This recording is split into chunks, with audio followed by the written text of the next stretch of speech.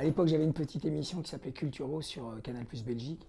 Et je me souviens les avoir interviewés, j'étais très très jeune, et c'était catastrophique. Ils ne parlaient pas. Ils ne parlaient pas. Je posais des questions, ils ne répondaient rien. Tu as pleuré, je me souviens, ce jour-là. Pleurer, non, mais j'étais catastrophé. Ouais, mais on était dans une période un petit peu, un peu rebelle comme ça. On avait du mal à parler avec les gens, mais c'était un peu...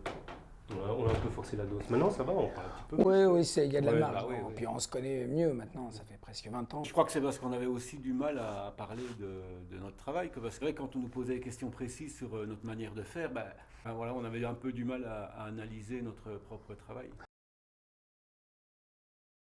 Moi, ce que je retiens en fait principalement, c'est l'artisanat en fait, c'est le fait de travailler, toi en tout cas de travailler avec vos mains jusqu'au dernier moment, jusque vraiment au dernier instant, au mixage quoi.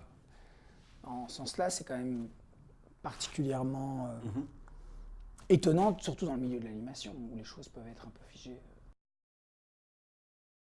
Je trouve qu'on a eu de la chance, Vincent et moi, parce que dès le début, quand on est arrivé à la Cambre, alors qu'on arrivait là comme ça de Verviers et de Liège et qu'on connaissait rien du tout finalement en cinéma d'animation, on rencontre plein de gens super dans cette école de la Cambre. Et puis après, quand on a rencontré Vincent Tavier, et puis encore d'autres personnes, le grand Manu, enfin voilà, c'est tous des gens qu'on a rencontrés qui nous ont apporté énormément de choses de par leur attitude, de par ce qu'ils sont, de par leur talent.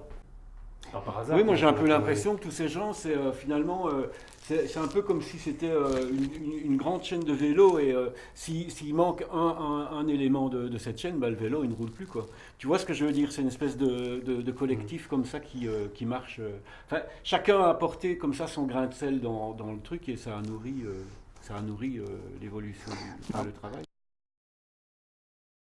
Ils sont en quête constamment du spontané, du vivant.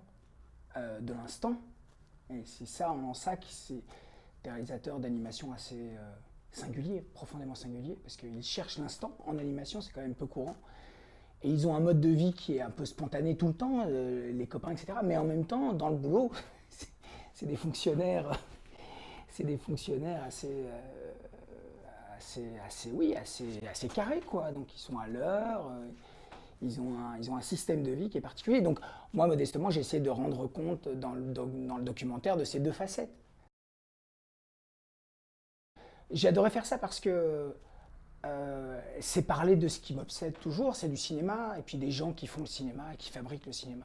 Et puis c'est très cohérent par rapport même à, encore une fois, mon travail, puisque je trouve que c'est vraiment un film d'amour, quoi. Je vois énormément d'amour entre tous ces gens et de vraie bienveillance. J'ai un peu l'impression d'avoir pris un train en pleine figure. Donc mais y a pas, je ne peux pas faire une analyse à froid comme ça. Ouais, comme ça, tu as un peu l'impression d'aller au dépôt chez Ziegler et que tu ouvres tout ouais, le bazar et ça. tout. Donc, voilà, c'était une belle découverte. Beau travail. Normalement, on va commencer d'ici 2 mois la préparation d'un prochain Panico Village. Moi, je tourne cet été. Adoration. On va boucler notre petite trilogie ardennaise. C'est l'histoire d'un jeune garçon un peu innocent, un peu innocent, qui a beaucoup d'empathie sur tout et le monde, qui va tomber fou amoureux d'une jeune fille un peu plus âgée que lui, schizophrène au dernier degré, et elle va l'emmener de l'autre côté du miroir.